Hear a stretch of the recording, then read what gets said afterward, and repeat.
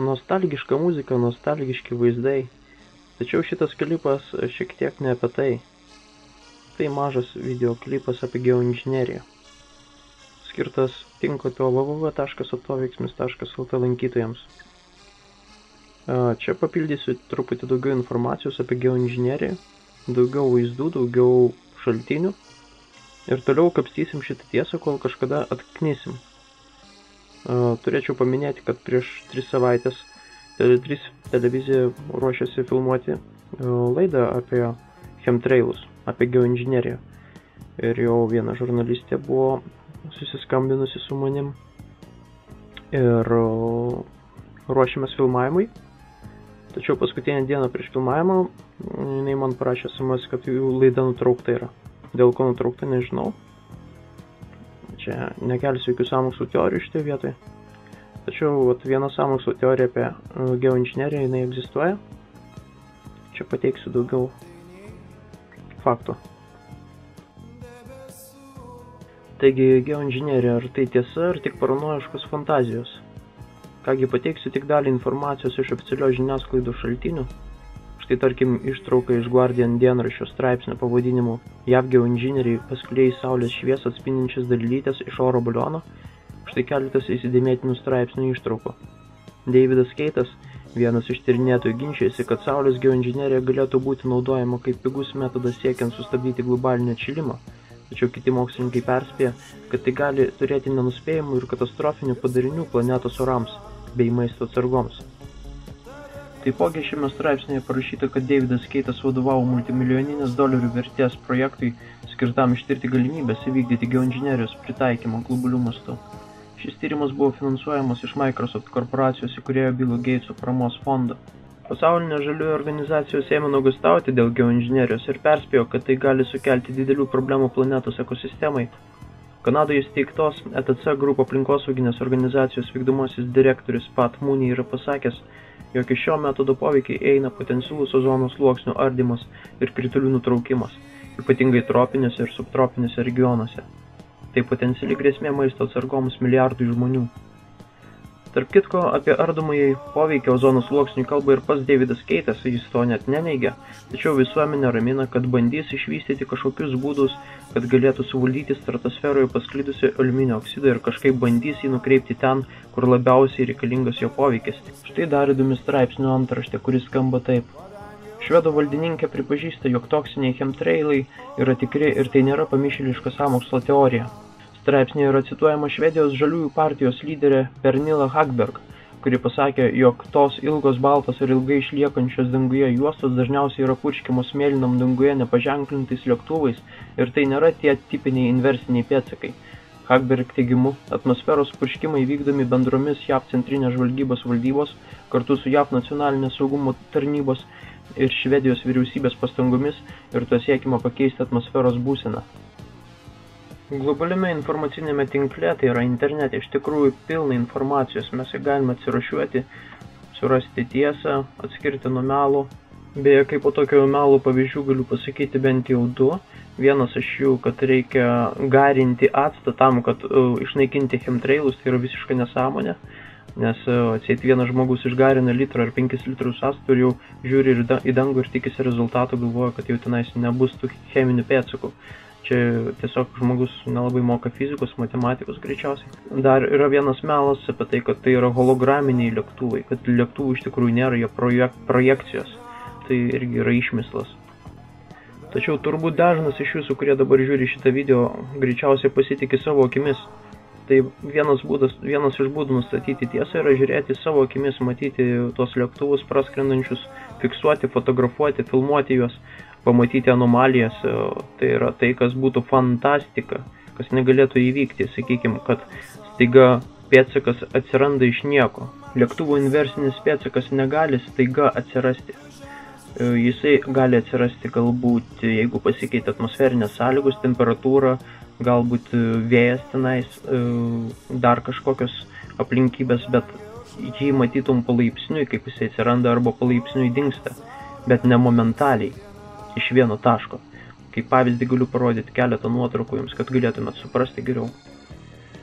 O dabar aš jūs norėčiau paraginti vienam tokiam darbeliui. Ar jūs esate nauji chemtrailų tyrinėtojai, ar jau pasikaustę, jau su patirtim, fotografuojantis. Man siunčia kartais nuotraukas į paštą ir dėkoju tiems, kas atsiunčia, nes tikrai praverčia labai.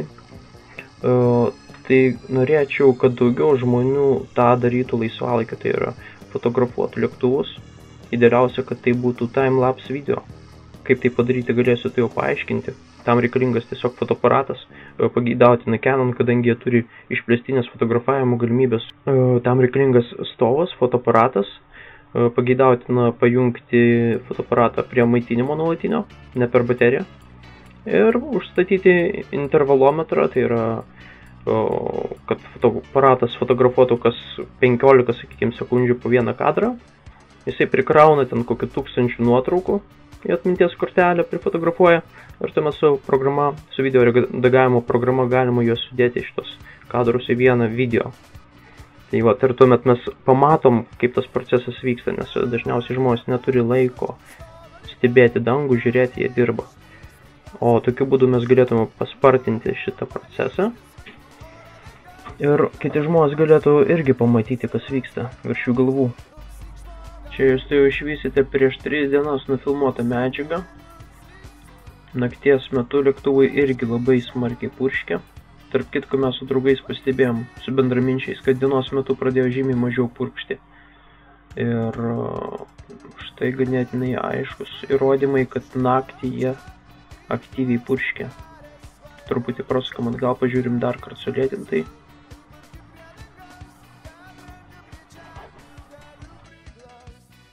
Šitoj vietoje mes žiūrim, koks yra laikas, kuriuo metu pradėjo lėktuvas skristi ir purkšti. Tada mes galim nueiti į internetinį tinklapį www.flightradar24.com ir ten rodo mums šiuo metu, kokie skrenda lėktuvai.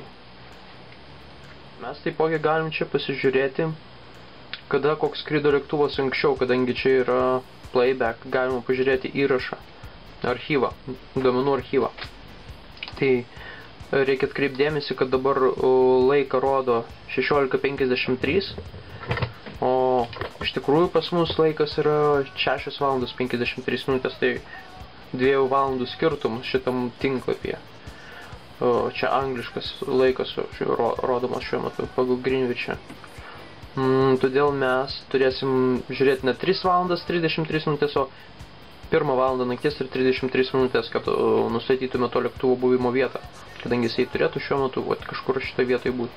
Tai tada darom playback, renkamės 29 dieną, 1 valandą nakties, 30 minučių, kadangi nėra 34, yra 35 ir 30. Renkamės 30 minučių, spaudžiam playback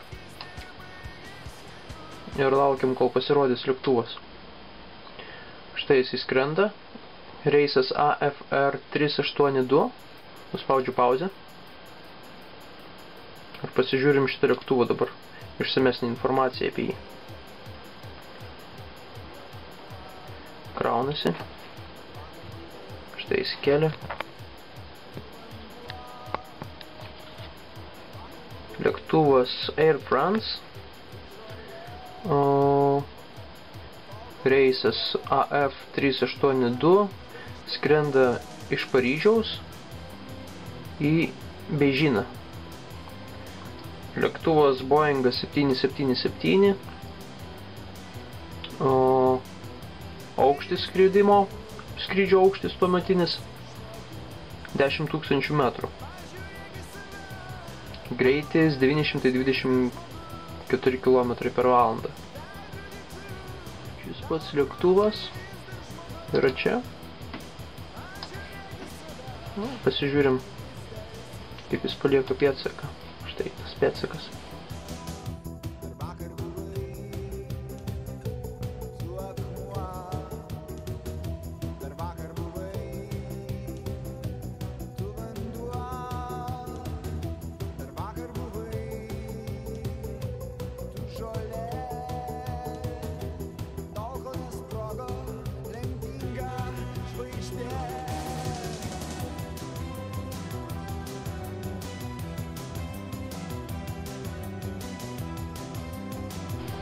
Paskui praskrenda dar vienas lėktuvas paryčiais.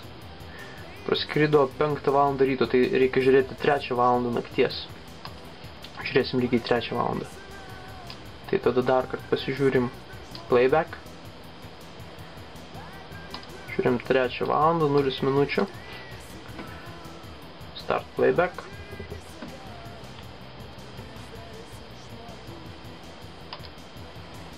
Na ir žiūrim, koks lėktuvas vėl šitoje vietoje atsiras. Kažkur šitoje zonai turi atsirasti dar vienas lėktuvas. Taip, štai jis skrenda. Darau pauzę. Spaudžiu ant jo.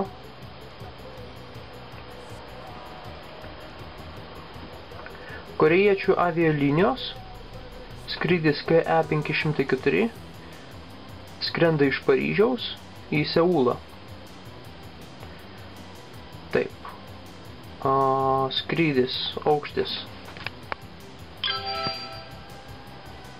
Aukštis taipogi 10 000 metrų, 10 km. Greitis 898 km. Skrenda iš Paryžiaus, Prancūzijos į Seulą, Pietų Korėją.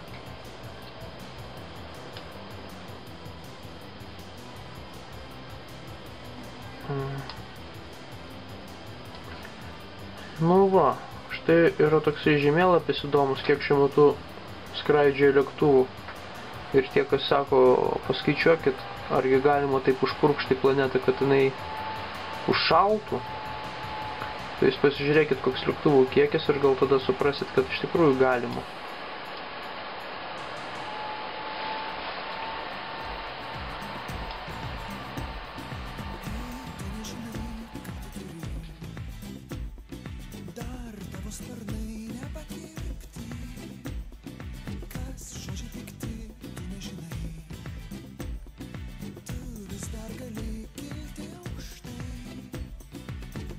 Debesis dar neskuba pas mus, pasižiūrėk, mėlynas dangus, pasinaudok šią puikią progą, arba šiandien